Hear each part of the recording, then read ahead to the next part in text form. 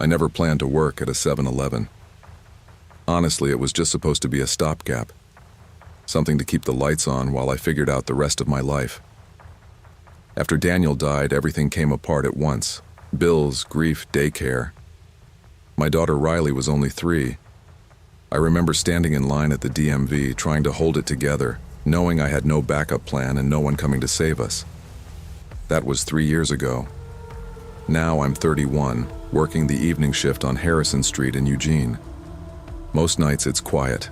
A few regulars, some college kids grabbing cigarettes or Red Bull, and the usual late-night burrito crowd. I come in at 3, clock out by 11.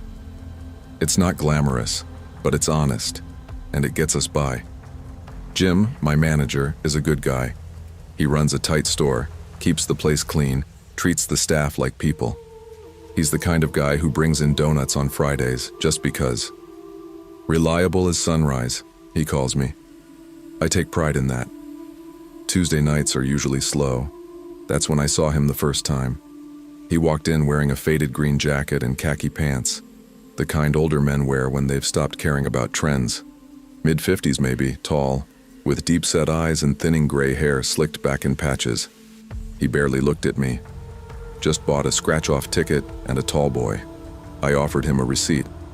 He didn't say a word, just nodded once and walked out. I forgot about him until the next day when Jim pulled me aside in the back office.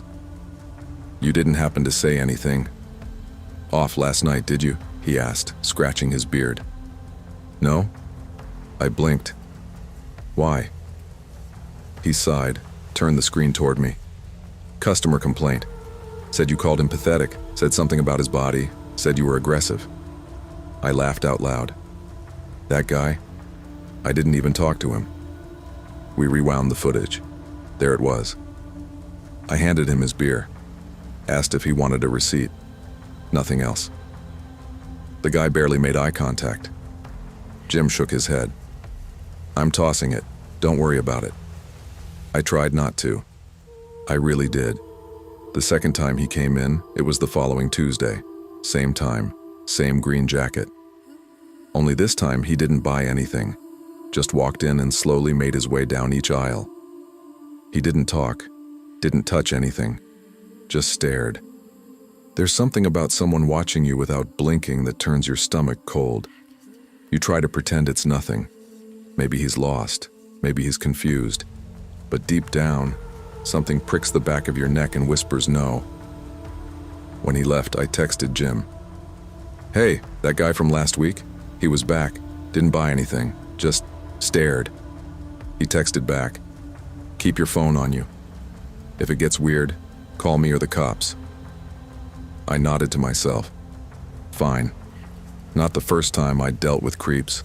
Comes with being a woman in retail. But he kept coming. Every Tuesday. He never spoke, never touched anything. He'd stand behind the coffee machine for 5-10 minutes at a time, barely moving. A couple times I caught him watching me through the reflection in the fridge doors. That was the worst, seeing his eyes in the glass, cold and still. I filed a second report. Jim backed me, but the police said the same thing they always do. Unsettling isn't illegal. I started carrying pepper spray in my hoodie pocket, changed my bus route, texted my neighbor before and after every shift. I even stopped letting Riley sleep over at friends' houses, just in case something ever followed me home. By the 4th visit, I stopped pretending I wasn't scared. I started turning the cameras toward him. I printed out his photo from the footage. I asked around to see if anyone recognized him. Nobody did. That silence, it starts to eat away at you. You begin questioning your own reality. Did I do something wrong? Am I overreacting? Why doesn't anyone else seem worried? I stopped sleeping. I started dreaming about him standing in Riley's room. And the worst part was knowing, if I broke down, if I yelled at him, if I snapped, I'd be the one called unprofessional. 2 weeks later, I found his name. I wasn't supposed to see it, but Jim had printed a copy of the original complaint to send to corporate. He left it on the counter in the back.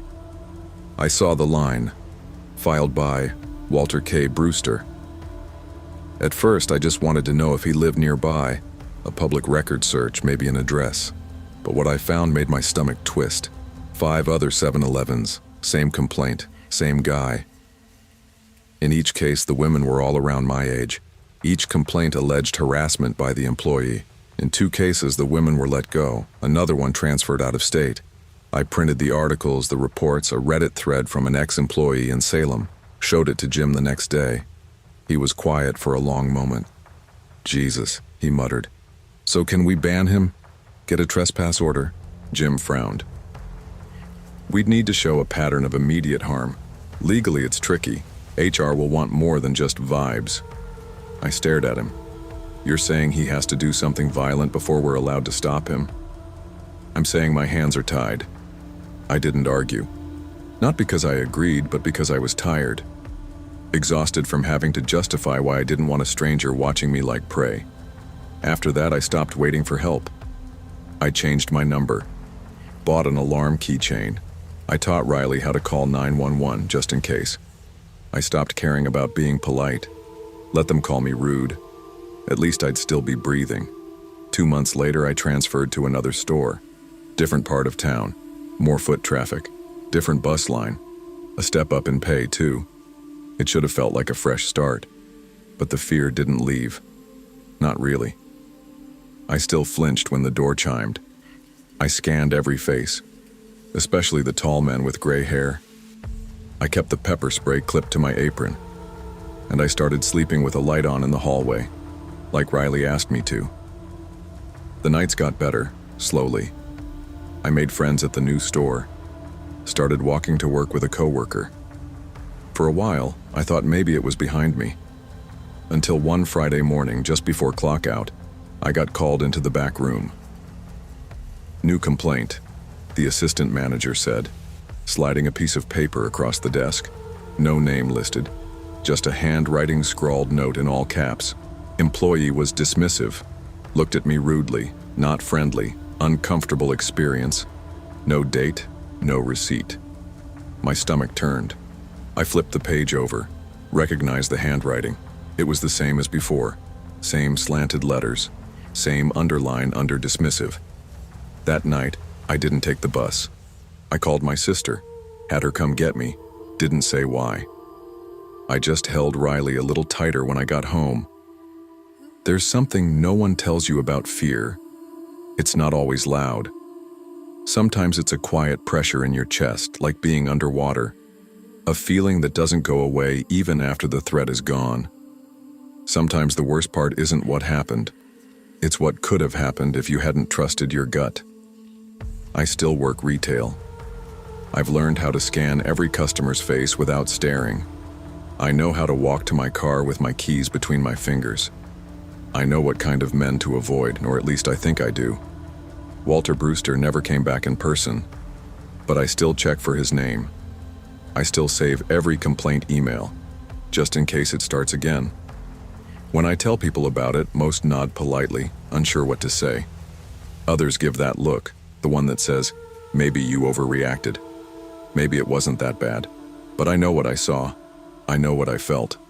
And the worst part, he never needed to touch me to make me feel unsafe. Not all threats come with shouting or violence. Sometimes danger wears the mask of politeness, of paperwork, of routine. And too often, the systems meant to protect us don't move until it's too late. Believe people when they say something feels wrong. Because the truth isn't always in what's done. Sometimes, it's in what's almost done. I started working at 7-Eleven the year I turned 25. It was supposed to be a stopgap, just part-time while I finished my nursing certificate at Wake Tech. Rent was too high, even crashing with my aunt, and textbooks aren't cheap. I worked weekdays when I could, but Fridays and Saturdays were my longest shifts, 4 to midnight.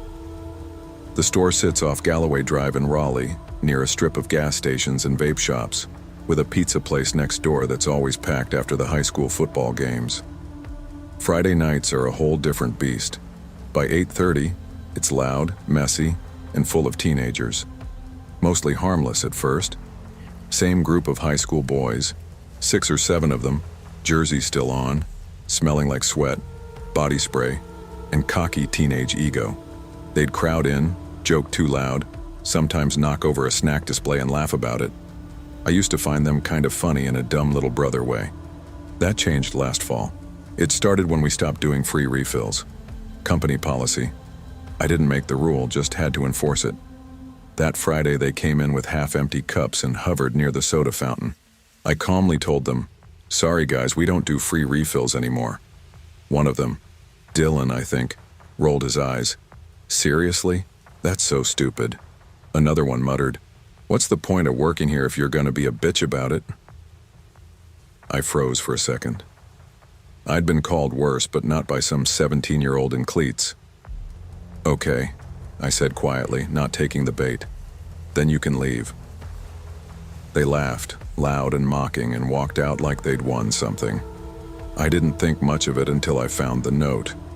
I was cleaning up behind the counter around 11:45, checking the candy rack when I spotted a crumpled receipt paper stuck behind the gum. "You're not worth minimum wage. Smile more, or we'll make you." I just stood there holding it for a long time, feeling like someone had knocked the wind out of me. It wasn't just a stupid joke. It felt like something meant to scare me. And it worked.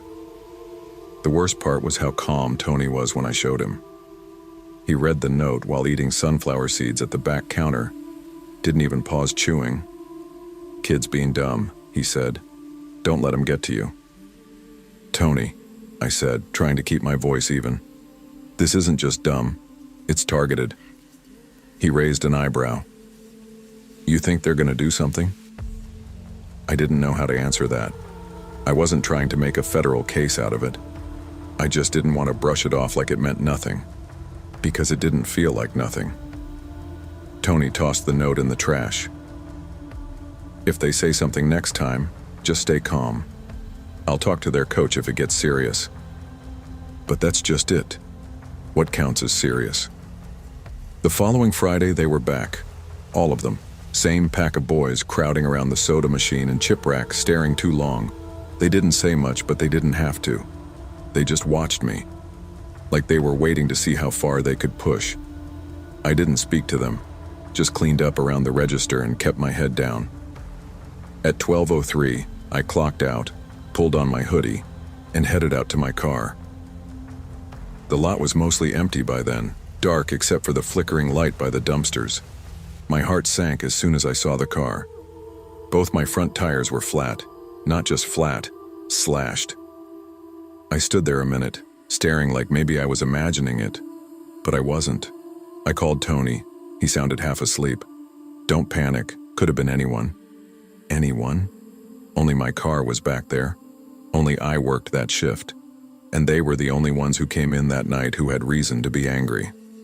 I waited an hour for a tow, freezing in the parking lot, hand on my pepper spray the whole time. I didn't cry, I didn't let myself. But something changed that night. Not in them. In me. The Monday after the tire slashing, Tony pulled me aside during my shift change. "Hey, Rachel. Quick heads up, I'm moving you off Fridays and Saturdays."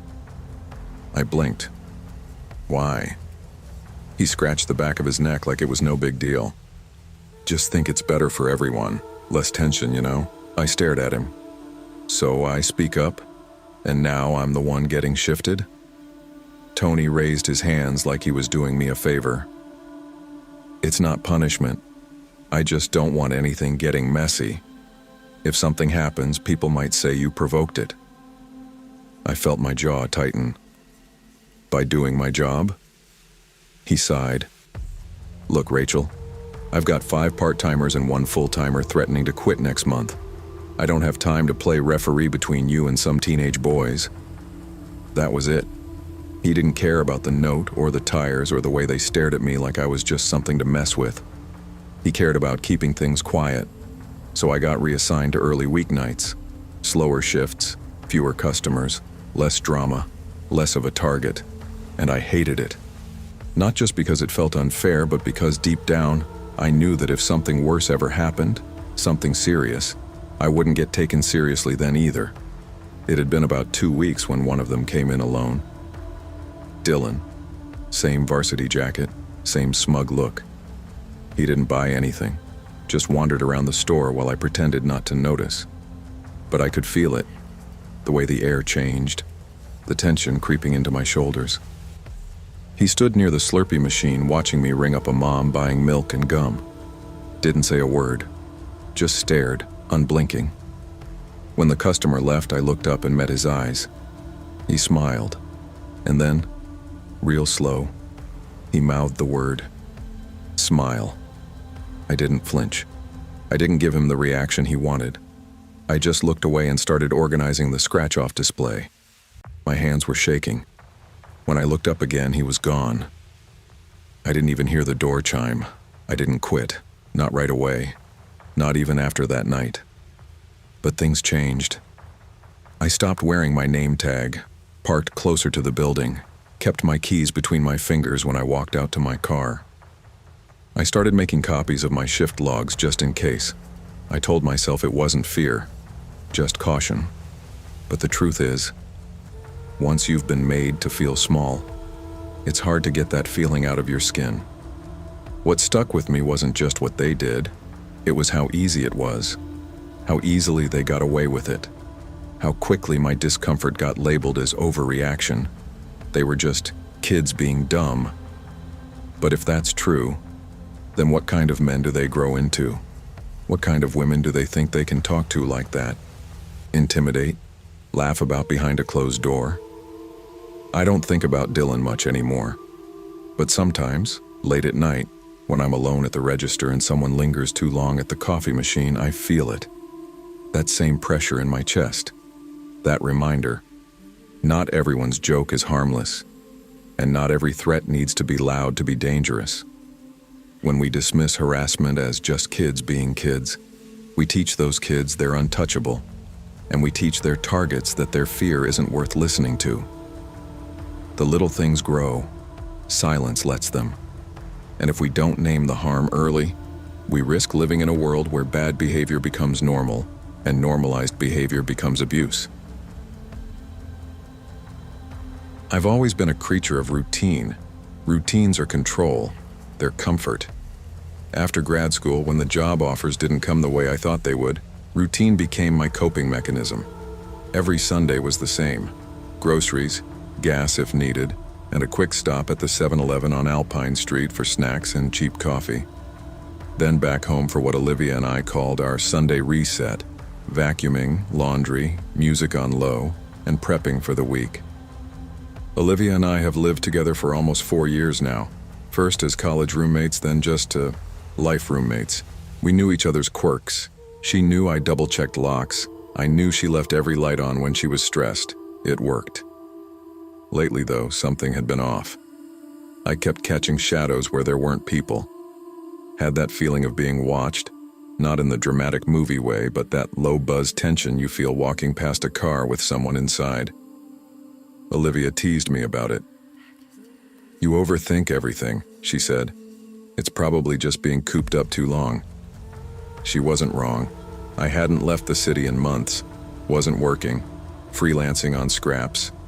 My headspace wasn't great, so I tried to laugh it off. That Sunday, it was cool and cloudy. We hit the grocery store around 3:30, then drove to the 7-Eleven like always. The place was mostly empty, which was normal for that time. A man in a puffy red jacket exited as we entered. Olivia went straight for the chips aisle. I lingered near the coolers, scanning the rows of canned cold brew and lemon-flavored sparkling water. That's when I noticed him, tall, pale, standing over by the ice cream freezer. Hoodie pulled low, forest green, baggy. He wasn't looking at anything, just still, facing forward. I glanced, just a flash of a look, and caught his eyes. There was nothing there. Not annoyance, not boredom. Just a cold, blank stare like a waiting room with the lights off. I looked away quickly. I'd learned not to make eye contact with strange men in public. But my gut told me something I didn't want to hear. He wasn't browsing, he was watching. I tried to rationalize it. It's a public place, I told myself. People stand weird sometimes. Maybe he's just zoned out, maybe he's high, maybe I'm projecting. But as I moved toward the end cap near the bottled tea, I noticed something. He shifted too, just enough to remain in my line of sight, ducking half behind the coffee station, not browsing, just lingering. And I felt it again. That low, unblinking pressure. I pulled out my phone and texted Olivia. "Where are you?" She replied immediately. "Grabbing soda. Meet at counter?" I typed back. "Weird guy by coffee. Hoodie. Just FYI." No reply this time. I walked toward the store window, pretending to look out at the parking lot. It was quiet. One car pulling out, a couple with a stroller walking the sidewalk. Nothing alarming. I looked back to check for Olivia. Saw her by the counter, holding a bag of chips and 2 bottles of Coke. I felt a tiny bit of relief. Then I heard the sound behind me, the soft squeak of sneakers on tile. I turned slowly. My stomach flipped. The man in the hoodie was just a few feet behind me. Too close. Way too close. No drink in his hand, no snack. Just standing there with a pack of gum, passing it slowly from one hand to the other like he didn't know what gum was for. I made myself say something, quiet but clear. "Excuse me." He didn't respond, didn't move, didn't blink. I stepped sideways, tried to walk around him. He mirrored me, like we were playing some weird slow-motion dance in a dream I couldn't wake from. Finally, I pushed past him. Not hard, but firmly enough to break whatever spell that was. My heart was pounding like I'd sprinted. I grabbed Olivia by the elbow. "We need to go," I whispered. She caught the look on my face and didn't ask questions. We walked fast, didn't run, straight to the car. I didn't exhale until the engine was on. The drive home was only 7 minutes, but it felt longer. I kept checking the rearview mirror like a movie idiot, half expecting some dusty sedan to appear behind us with the same green hoodie behind the wheel. Nothing followed. "Okay," Olivia said finally, voice low. "That was him, right? Hoodie guy?" I nodded, still gripping the steering wheel too tightly.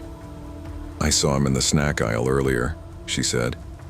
I thought I was imagining it. He just stood there, looking at the Cheetos. I walked around him and he didn't move. Didn't even pretend to shop. Neither of us said anything for a moment. It felt like we were trying to convince ourselves it wasn't what it was. "He didn't say anything?" she asked. Number just stared. Jesus. We pulled into our apartment complex. I parked, didn't get out right away. I checked my phone again out of reflex. Just the usual texts from family, an email about a job I wasn't going to get, then a notification, message request, unknown number. I frowned and opened it. One image.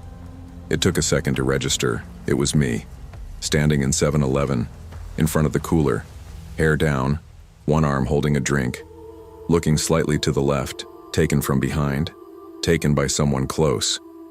I didn't say anything at first, just handed the phone to Olivia. Her mouth dropped open. "This is from today. That's the green hoodie, Kayla. He took this." I nodded, heart in my throat. The image had no caption. Just that snapshot, frozen proof of something we could no longer write off as weird. We reported it the next morning. The officer at the front desk at the station was polite but seemed tired. She jotted down the number that sent the photo and the store address. "He didn't touch you? Or follow you home?" Number just stood too close. Took a photo. And stared. She typed for a while, then said, "We can request the store footage. Might take a few days. Can you forward the photo and the message?" We did. Later that week, we got a brief call back. The number that texted me was linked to a prepaid burner phone bought in cash. The security footage showed him entering around 4:10 p.m., standing by the freezer, then wandering, not buying, no talking. 32 minutes in the store. Left seconds after we did. He didn't return after that, far as we know. But the damage was done. I changed my phone number, set my social media to private.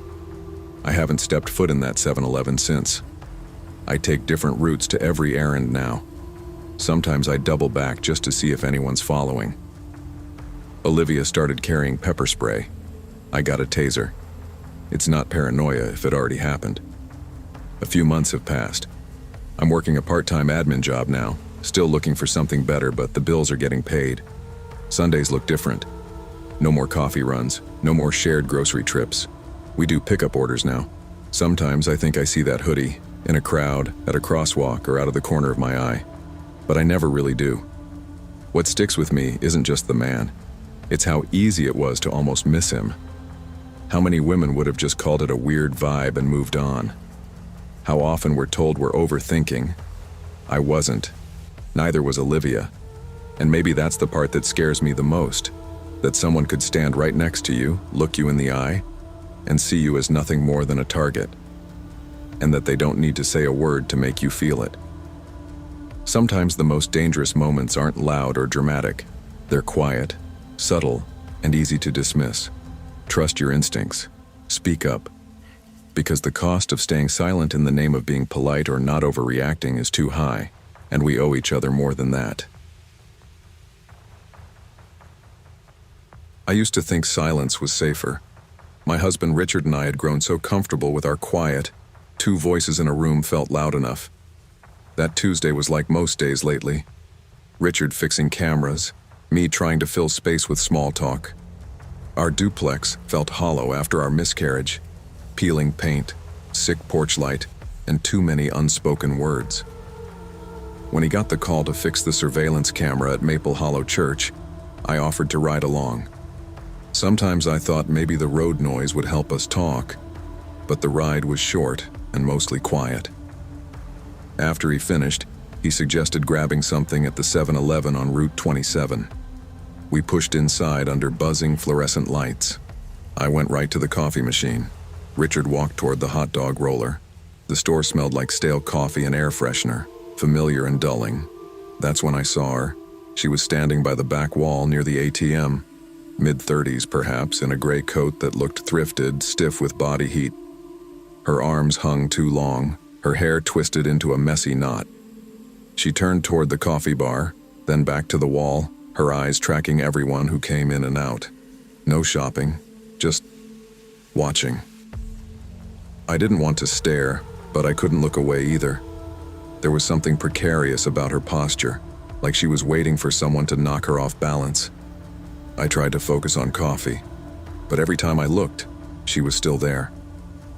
That's when I remembered our miscarriage, the late-night hospital corridor, the feeling that my body betrayed me, a grief I'd buried with polite nods and sideways glances. And here was this stranger carrying a broken version of that same ache on her sleeves. I inhaled too deep, letting the air feel sharp inside my lungs. Maybe I should have stayed with Richard, but instead I walked toward her. "Hey," I comforted quietly. "Are you okay?" She flinched, so much so I thought she might collapse. She steadied herself, holding her breath with a practiced tightness. "Don't talk to me," she hissed. And then, softer, panicked. "He's here." He. But she didn't look at anyone. Just her eyes darted around the store like she expected someone to appear out of thin air. I didn't know what to do. So I stood there, shifting my weight, pretending to read labels on the freezer door, and hoped she, whoever she was, didn't ask for help again. Moments later, we were at checkout. Coffee and that coleslaw-looking burrito I kind of regretted. She was still there, at the edge of the aisles, but I couldn't keep watching her. Richard paid, and we turned. That's when she screamed. It was sudden, a raw, wailing sound that trembled through us both, like someone ripped a piece of flesh inside her chest. She stood there, her knees trembling, hands reaching for air, eyes locked on nothing. The soda aisle didn't matter anymore, neither did the hot dogs. My heart stopped. Richard gasped, took a step forward toward her. He pressed a hand against her arm as if to steady her, say, "I'm here." She slapped his hand away like it burnt and screamed, "Don't touch me." She fell back a step, eyes wild. "You fixed the camera," she whispered. Not wanting to, struggling to get words out. "They're watching me. They know where I am." Then she turned and bolted, The double doors shook with her impact. We froze. Richard and I looked at each other, the scream still echoing in our ears. The cashier, still pale, grabbed the phone. 911, she muttered. Richard leaned in. Are you okay? But there was only silence. No beep of a phone alert, no footsteps, just emptiness. We hung back by the counter. I whispered, You think she has a car? Does she need help? He didn't answer. He just kept staring at the door she disappeared through. We didn't wait for 911. We walked out slowly, buying distance against the buzz of grocery lights that suddenly felt harsh and meaningless. Outside, the parking lot was empty, no footprints, no tracks. Richard flipped over the burrito wrapper, then dropped it in the trash can. I watched him handling that paper, so small and disposable. We got in the car without words and drove home under gathering autumn dusk. 2 days later, there was a knock at our door at 9 a.m. That's unusual for any kind of visitor, especially the FBI. Richard and I answered together. The agent introduced herself, soft voice but sharp eyes, and said they were investigating the disturbance. They showed us ID and said the woman was Evelyn Harper, found behind the dumpster near our 7-Eleven. Barefoot, shocked, didn't know her own name at first. They said she had given birth in a motel room weeks before. The baby didn't make it. Partner's violent record. She'd been on the run, trying to stay ahead of him. And your husband? The agent looked at Richard. Technical work at the church led us to you. You installed or repaired a camera? Richard nodded. Yes. You were likely the last ones she saw before police took her in. My chest tightened and my throat closed. I looked at him, saw the question in his eyes. We'd been just there, in her doorway, and it shattered something small, fragile. In the weeks after, the guilt settled between us. Not like grief, someone died, but like rain after a long drought. Richard started working sunrise projects, wiping sweat off his neck at 6 a.m. Evenings were spent pacing the porch, not talking, sipping mug coffee. I softened stories of Evelyn into whispers, hung her memory like a curtain between us and normal life. We cried sometimes, but at odd times, not together. On opposite sides of the bed, caught between wanting to hold each other and not knowing how to bridge the distance again. I tried to imagine how she'd survived, where she slept, who she met. Every stage thought nagged at me. What if I'd knelt beside her, offered to call someone? In hindsight, they'd say I needed to ask permission first. But that doesn't make me feel less guilty. Our house stayed silent. But it was different now, not tense, just aware. We didn't treat each other like strangers. We treated the world like one. Friends asked how we were. I said fine. I half believed it. Then one night, Richard said quietly, I saw her eyes, Abby. I couldn't look at him. Me too. We sat together for a long time after that, shifting uncomfortably on the couch. Months have passed. The gray coat is still out there in my mind. I drove past the store last week, blinked, wished I'd never done that.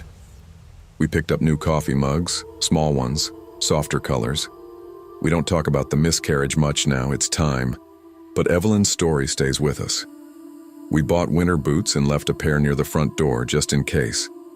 I sent flowers to a women's shelter. Richard dropped off groceries to a neighbor learning English.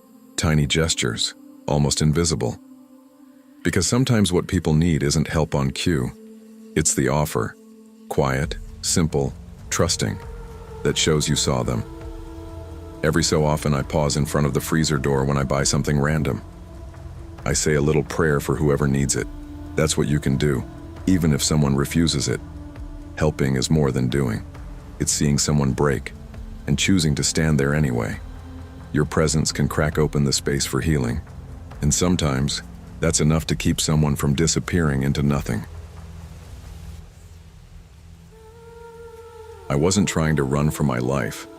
I just needed to hit pause. After dropping out of college, I moved back into my mom's basement. Tessa, my girlfriend since junior year, stuck around. even though she had every reason not to. I couldn't keep a job. Her dad called me that quiet dead-end kid, and most days I couldn't argue with him. So when she suggested we take a road trip to her cousin's place in Mississippi, I said yes before she even finished the sentence. Gas was cheap. Her cousin had a guest room. It was supposed to feel like a reset. We were somewhere in Yazoo County when the tank hit low. The sun was falling behind the trees, all orange and sharp across the windshield. I pulled off Highway 57 and found a 7-Eleven tucked between dry fields and power poles. Nothing around it but gravel and flatness. Inside, the store was quiet. AC humming too loud, lights flickering a little. I grabbed a hot dog I'd regret and a bottle of Coke. Tessa wandered toward the candy aisle, her hair tied up, her hoodie sleeves pulled over her hands like she always did when she was tired. That's when I saw him. Guy was maybe mid-50s, thin with a rough beard and a coat 2 sizes too big. He sat on the stool near the slushy machine but didn't touch anything. Just stared. Not a curious stare. Something darker. Like he knew us. He started humming under his breath. Something tuneless. I tried to act normal. Paid, thanked the cashier, nudged Tessa with my elbow. She followed me out, glancing over her shoulder once. Outside, as I unlocked the car, I heard it. Nice ride. He stood maybe 6 feet from us, hands in his coat pockets, smiling like a guy who didn't smile much. Thanks, I said, without looking. We got in, locked the doors, drove off. I didn't look back until the next stop sign. That's when I saw it. A white GMC pickup, pulling out of the same 7-Eleven parking lot, headlights on, slow, just far enough behind us not to be casual. The first 10 minutes I told myself it was nothing. Coincidence, same direction, that's all. But then we switched highways, made a turn that wasn't obvious, onto a county road most folks wouldn't use unless they lived nearby. The truck stayed behind us, not too close, not too far. I reached for the volume knob and turned the music down. Tessa noticed. You good? Yeah, I said, trying to steady my voice. Just tired. She looked back. That truck's still behind us. I nodded once, tried to keep my grip loose on the wheel. Inside, my brain was spinning through every bad story I'd ever heard about roadside assaults, missing persons, people who vanished between exits. I sped up a little. The truck sped too.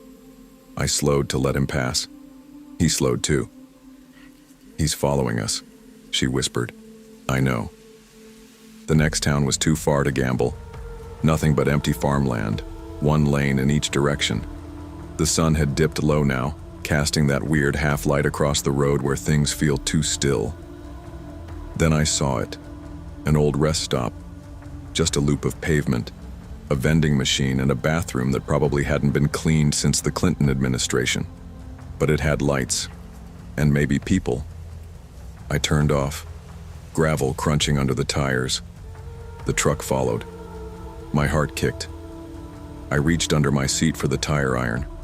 Wasn't much, but it was metal. Stay in the car, I told her. My voice cracked a little. Lock the doors. She grabbed my wrist. Ethan, please. I'll be right here. I promise. I stepped out, closed the door behind me. The air felt thicker now, like it was waiting. The truck parked across from us. Door creaked open. Out stepped the man, same coat, same stare. He walked slow, deliberate, like this wasn't the first time he'd done something like this. You don't remember me? He asked. I blinked. Should I? His eyes narrowed. You look just like her. His voice was calm, too calm. You, her, that face, that smile, he said, pointing at the car. You don't remember, but I do. I shifted my weight. The vending machines hummed behind me. I glanced over, no one else. Just this stretch of road, and this man with a haunted look. I think you've got the wrong guy, I said slowly. He stepped closer. You think people just disappear? He said. They don't. They stick around in other people. That's when I saw it. His right hand moved from his coat pocket, and he pulled out a knife. Long, jagged, not new, like it had been used on more than just animals. I didn't think. I ran. We collided near the vending machines. I slammed my shoulder into him, heard the knife hit concrete. He lunged again, hands grabbing at my hoodie. I swung blindly, felt skin, maybe bone. Tessa was screaming from the car, honking the horn, again and again. The sound snapped something loose in me. I shoved him off. He stumbled. I heard another sound, boots on gravel. Then someone else was there. A guy, big, bald, wearing a trucker's vest and carrying a metal thermos. He tackled the man in the coat, held him down like it was a routine. "You all right?" he yelled to me. I couldn't answer. Police came 20 minutes later. I only half remember giving my statement. They cuffed the man. He never fought back. Just smiled at me, almost proud. They pulled stuff from his truck, maps, junk, and photos. Lots of them. Back at the station, they asked us to stay. They spread the photos across a table. Most were grainy, old Polaroids, some newer. One was of me and Tessa, taken earlier that night. We were at the 7-Eleven, her holding a candy bar, me with the hot dog. The photo was from across the parking lot. Another showed a couple. Same posture, same expressions. Only the photo was dated 1994. "That's not us," I said. "But it could be," Tessa whispered. The man's name was Rory Trent, a drifter, wanted for stalking in 3 states, assault in another. He'd been in and out of psychiatric holds for decades. One officer said he lost his fiancée in a car accident back in the 90s. They never found the driver. Some thought Rory never let it go. Others said he'd been looking for her in strangers ever since. I didn't sleep that night, or the night after. We made it to Tessa's cousin's house, but everything felt different.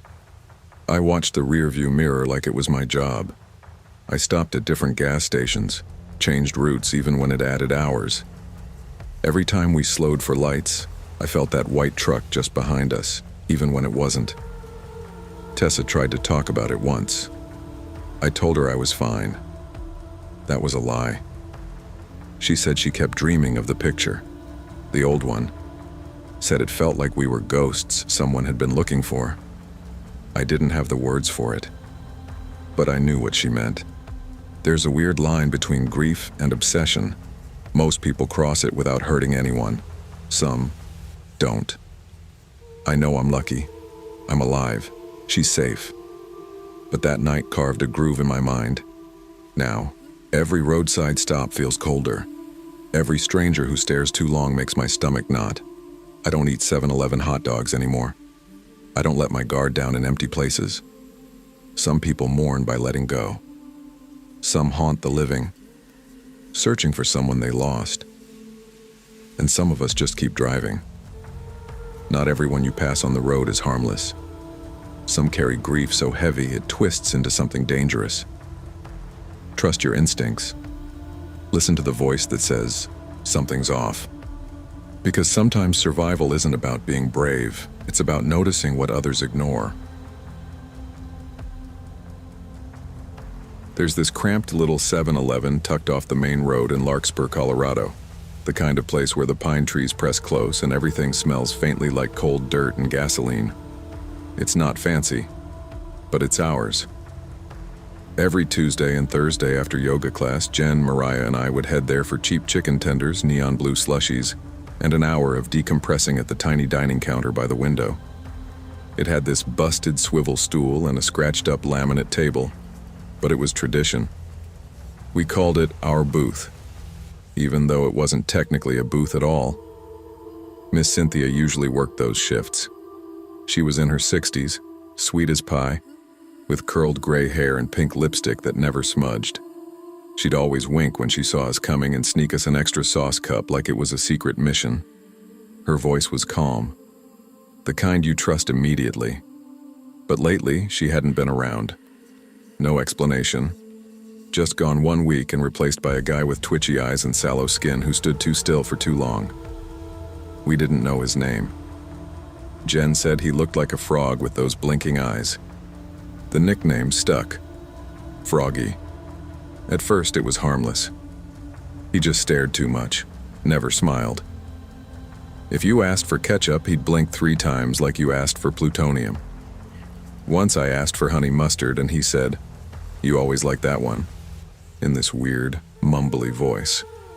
I laughed nervously, thinking maybe Cynthia had told him, but something about the way he said it gave me goosebumps. Then we started noticing other things, like how he always seemed to be there, even when we showed up early or stayed late. One time we left around dusk and saw him standing by the dumpster, smoking and watching the cars pull out. Not moving, just watching. "Maybe he's just lonely," Mariah said. "Maybe he's a murderer," Jen replied. We all laughed, but my stomach didn't. Something about him stuck with me, the way his eyes didn't match his body, how he always seemed like he was listening for something no one else could hear. Still, we kept going, until the day I went alone. That Thursday, everything was off. Jen had volleyball practice. Mariah was babysitting her little cousins.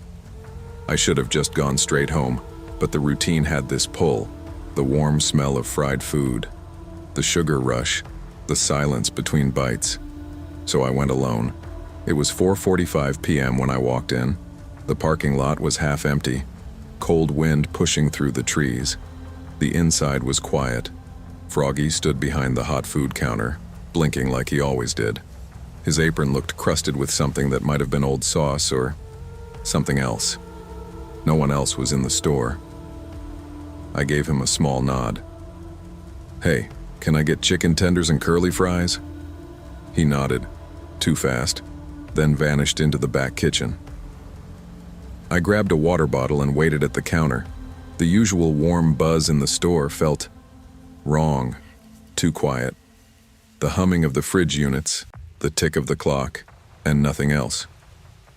5 minutes passed, then 10. I glanced at the swinging kitchen door, still closed. Finally, he emerged, smiling in this stretched, twitchy way. "Sorry for the wait," he said. "Had to make it special." He handed me the food in a basket. I took it, muttered thanks, and walked to our booth. I opened the lid. Something was off. The chicken tenders looked pale. One of them had a strange gray smear on the side. I poked it with a fork and watched the breading crumble. Underneath was something mushy, not the right color for meat. My stomach clenched. I looked toward the kitchen. The door was still swinging slightly, and behind it I heard something dragging, like a heavy bag being pulled across tile. I froze. My heart started beating so loud I couldn't hear anything else. Then he called from behind the counter in voice soft and wrong. "It's fresh today. I made it just for you." I stood so fast I knocked over my drink. It spilled onto the table, soaking napkins and my phone case. I didn't stop to clean it. I didn't even respond. I just grabbed my keys and ran.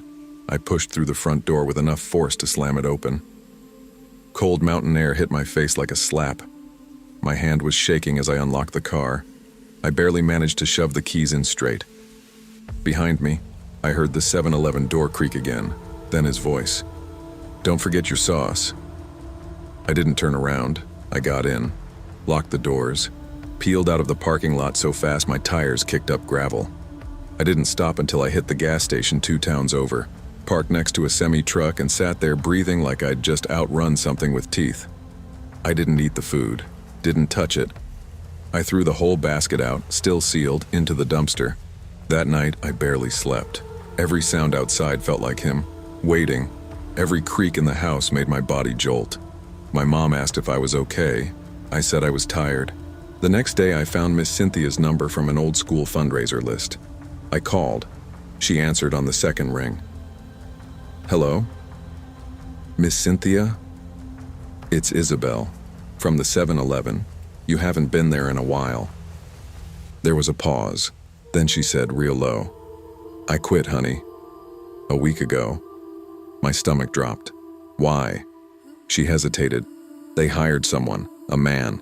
I had concerns, raised them, but management didn't care, said it wasn't serious enough." "Froggy," I whispered. "You noticed it too," she said. I told her what happened. She went silent. "You need to tell someone," she finally said. He's not supposed to be near people, not anymore. I hung up and dialed the police. The police came later that day. I gave my statement. They took it seriously, which surprised me.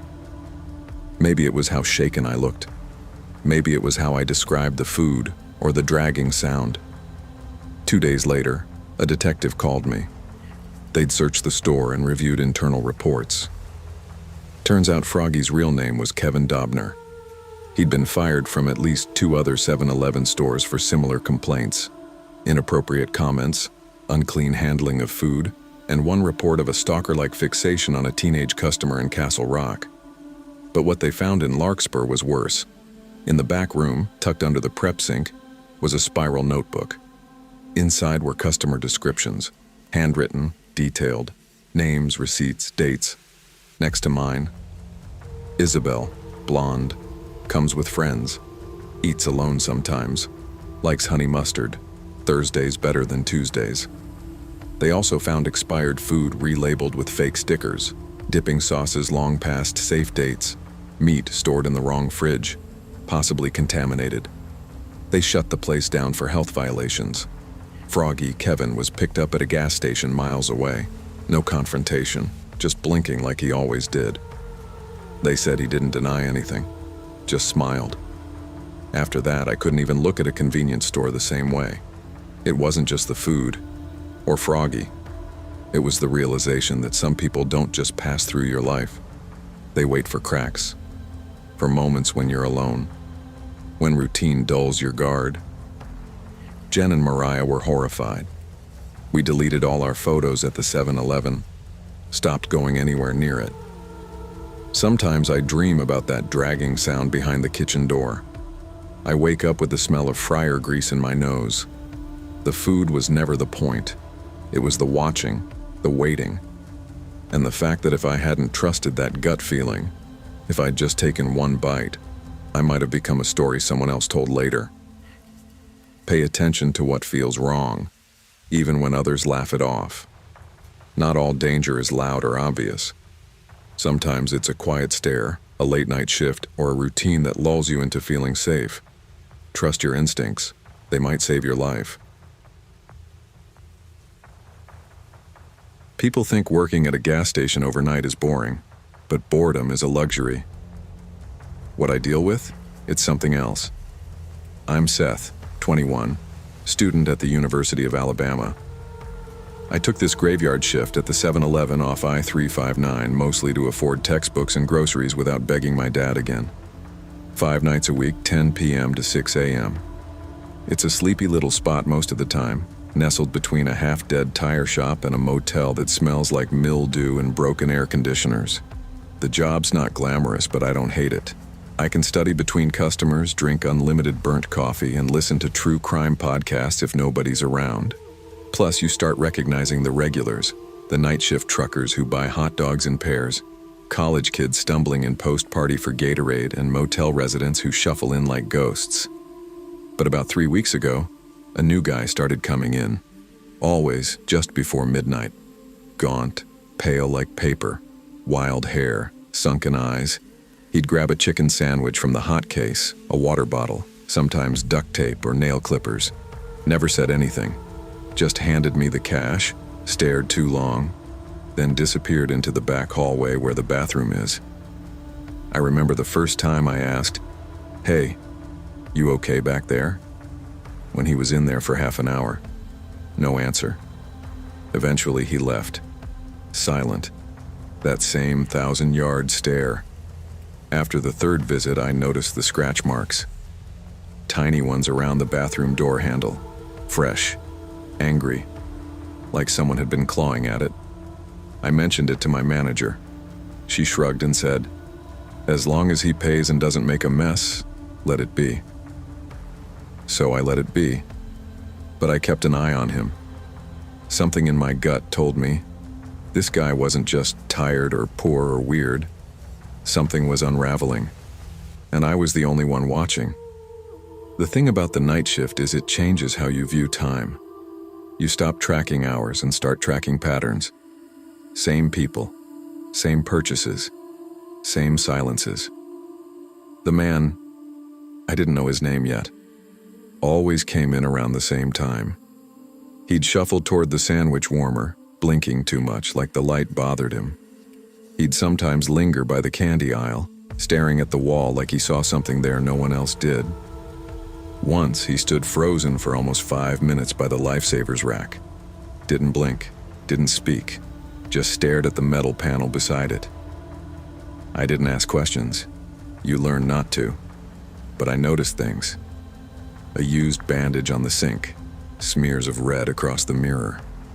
Once I found a half-empty travel bottle of hydrogen peroxide tucked behind the toilet paper dispenser like he'd been trying to treat something. Quietly. Alone. He never flushed.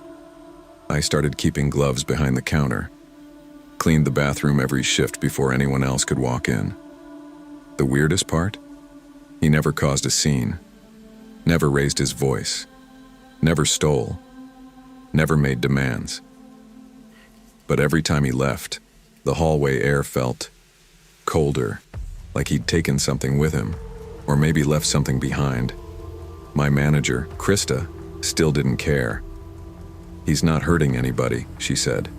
"Might be homeless. You know how that goes." Yeah, I did. Still, I couldn't shake the feeling he was falling apart right in front of us, and we were all just pretending not to see it. It was a Wednesday night when everything cracked open.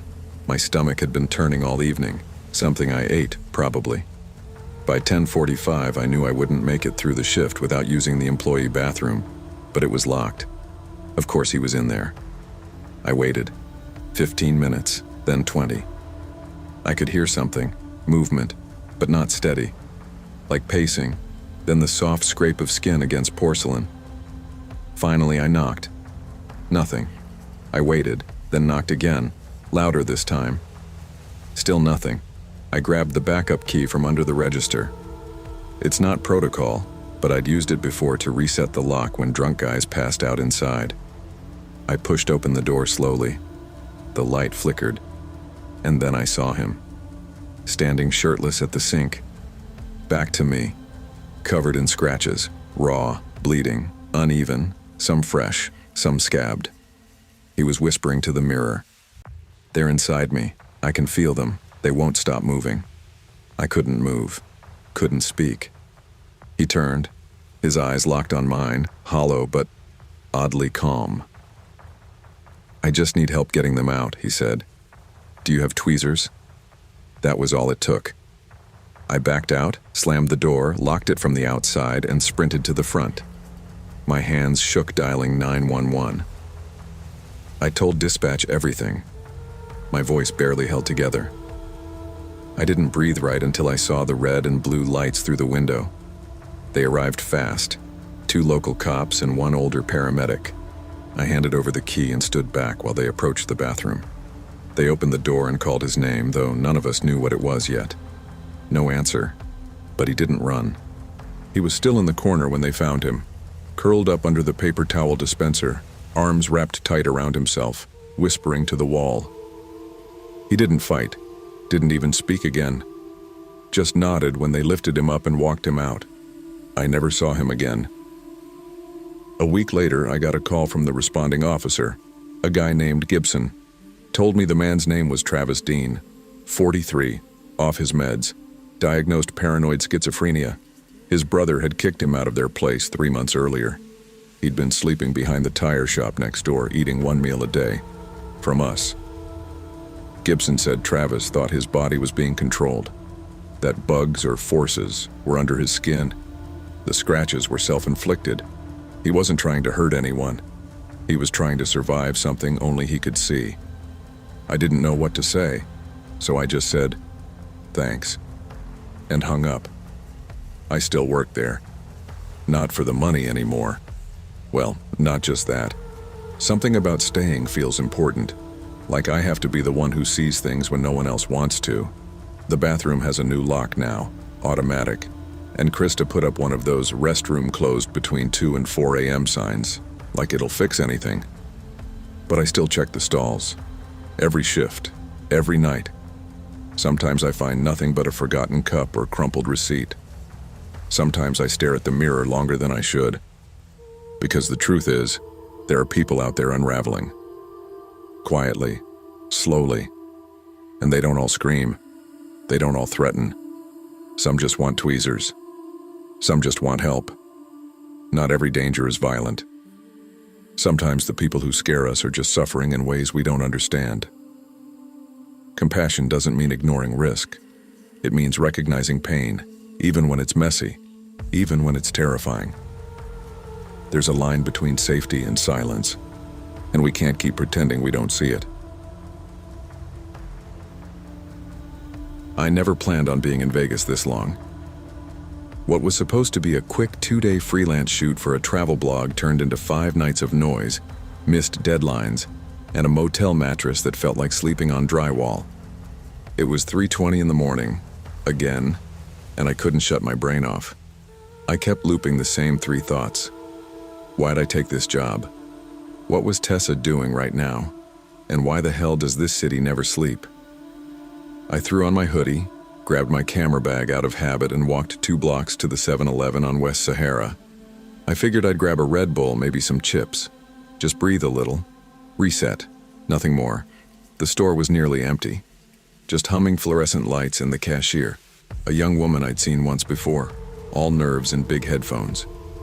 She was chewing her lip and tapping the counter like she wanted to be anywhere else. And then there was him, the man ahead of me in line, long trench coat, hollow cheeks, eyes that didn't blink. He set down 7 energy drinks, a bag of jerky, and, weirdest of all, a roll of electrical tape. His backpack looked swollen, like it wasn't just carrying clothes or gear, like it had shape to it. Edges. He mumbled to himself while counting out crumpled bills. Stay awake. Stay sharp. They can't get me if I don't blink. I stepped back, pretending to browse gum I didn't want. His voice was low, not angry, just, tired, like someone trying to outlast something. When he turned to leave, he didn't just pass me. He stopped, looked at me, dead in the face. That stare, hollow, still, like he was trying to figure out if I was real. Then he walked out. No words, no smile, just gone. I paid for my stuff quick. Red Bull, corn nuts. I didn't even really want them anymore. I just didn't want to look like I'd followed him in. I stepped outside, squinting against the buzzing pink neon from the vape shop across the way. That's when I saw him, across the street, under a burnt-out street lamp, pacing, not walking somewhere, not lost, just circling. His head kept darting toward the 7-Eleven door. His hands twitched like he was counting something invisible. I thought he might just be restless, a guy with nowhere to be. God knows there are plenty of those in Vegas. But every few steps he'd stop, look straight at the door, at me. I stayed inside the parking lot, pacing slow, acting like I was scrolling my phone, though my hand shook a little holding it. He wasn't walking away. He was getting closer. I stood there too long. The door behind me dinged and the cashier called out, soft but serious. You should probably wait before leaving. I turned. She was still behind the register, but now watching him too. He's been coming around all week, she whispered. Always after 3. Never buys the same thing twice. Last night it was batteries and string. Night before, lighter fluid. Asked me if our ceiling tiles were wired. I swallowed. You call anyone? We called once. Cops showed up an hour later. Said he wasn't carrying anything illegal. They told us to call back if he got violent. But he never does. Just watches? She nodded. And talks to himself. Says he's on some mission. The guy was still there, standing now. Right at the edge of the lot. Not moving. Just watching. I looked at her. If I leave, he's gonna follow me. She didn't say anything, but her face told me she agreed. Then, as if on cue, a lift pulled into the lot. I didn't even think. Just walked toward it, opened the back door, and slid in. The driver, mid-40s, wearing a visor and half-eaten burger in his lap, looked back at me, confused. You Aaron? I shook my head. Number, I just need a ride. Anywhere. Just down the block. I handed him a 20. He looked past me to the guy on the curb, then drove. When I got back to my motel, I didn't go to sleep. I double-checked the lock, then pushed the chair under the knob, then slid the dresser in front of it. I don't care if it looked paranoid. I wasn't taking chances. My mind was racing, not just with fear, with questions. Why me? Did I do something? Did I remind him of someone? Was he casing the store? The motel? Or was it just something broken in him, rattling loose every night he couldn't sleep? Around 4:40, I peeked through the blinds. There he was, across the street, standing under the same street lamp, still, facing my building. He didn't move for 10 minutes. When I blinked, he was gone. By morning, I'd booked a flight out 2 days early. It's been months since that night. But every time I stay in a motel now, I still move the chair under the doorknob. I still check the hallway twice before walking to the vending machines. I keep a pocket knife near my socks and never buy snacks after midnight. I didn't tell many people what happened, not because I thought they wouldn't believe me, but because I'm not even sure I understand it. That man might have been mentally ill, or high, or just lonely. Or maybe he was telling the truth. Maybe something really was chasing him, something he thought he could only outrun if he stayed awake. I don't know. But I do know what it felt like to be seen, not as a person, but as a target. And I know what it means to trust your instincts. Because when someone's pacing a sidewalk at 3:20 in the morning, mumbling about the mission and staring through your soul, it's not your job to understand him. It's your job to get away. Not all danger is loud or obvious. Sometimes it wears a blank face and stands quietly across the street. In moments like that, listening to your gut isn't paranoia. It's survival.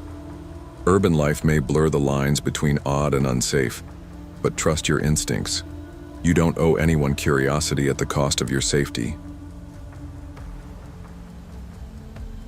There's a certain kind of comfort in fluorescent lights. I know that sounds weird, but when you've been in a city as loud and sprawling as LA for just a few months, you start craving any place that feels steady. For me, that was the 7-Eleven on Sunset, just past Normandy, tucked between a rundown liquor store and a sushi place that never seemed open. I'm Riley.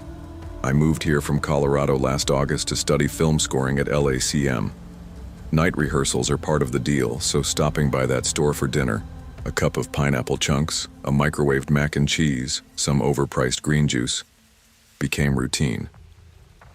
The staff didn't know my name, but they knew my face. I'd give a little nod, grab my things, and walk the 6 blocks home, earbuds in, keys ready. No drama, no noise. But that night, everything felt off. The moment I pushed through the sliding doors, the smell hit me, thick, acidic, moldy, like someone had poured bleach into a wet sock. At first I thought it was spoiled milk, maybe broken freezer units. It happens. But it clung to the air, sour and sticky. It made me want to breathe through my sleeve. I wasn't the only one who noticed. 2 teenagers in school uniforms were giggling near the slushy machine, nudging each other and whispering. One of them smirked and said, "He's back again." I didn't know what that meant at the time. I was halfway down the snack aisle when the smell thickened, like it had settled into the floor tiles. That's when I saw him. Back near the ice cream freezer, crouched beside the sandwich display, was a man. Mid-50s, maybe older. His hair was matted in clumps, his coat was torn wide at the shoulders, and his shoes, if you could call them that, looked duct-taped together. He wasn't shopping, he was sorting. Pulling sandwiches from the wire rack, unwrapping each one, sniffing them close to his face, then tossing them to the ground if they didn't meet some invisible standard. One landed open, mayo side down.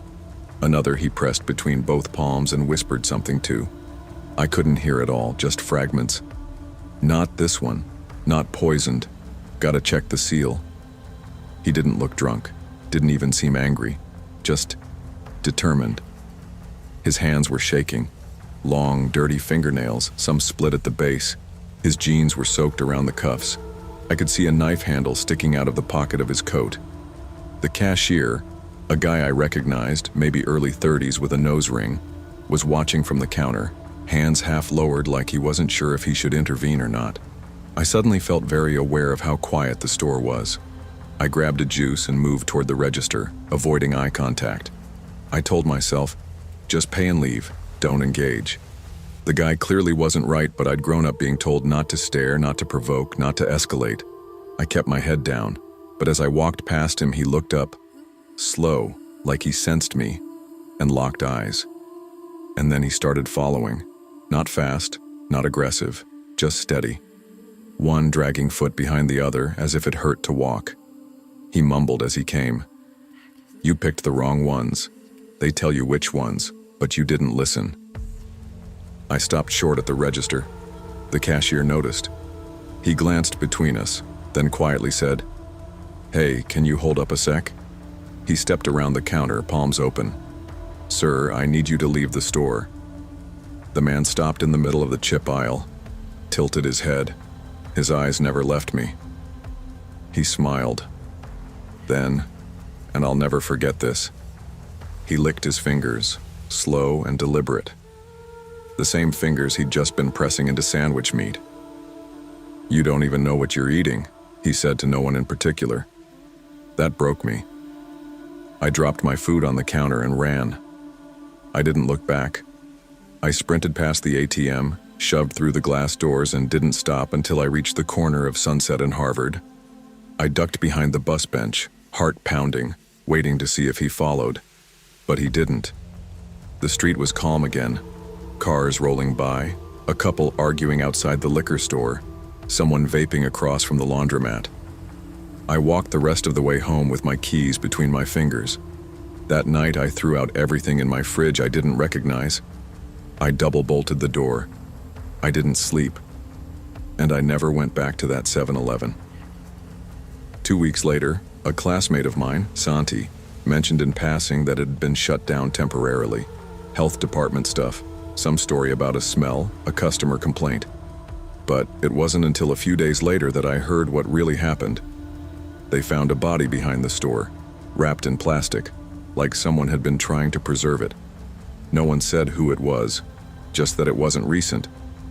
But I kept thinking about that man, how he looked at me, how he sorted the sandwiches, how sure he seemed that something was wrong inside them. What if he wasn't just a disturbed man? What if he knew something? What if he'd been digging for an answer the only way he could, unwrapping every bite of silence left in that store? That's the part that haunts me most. Because he wasn't yelling. He wasn't violent.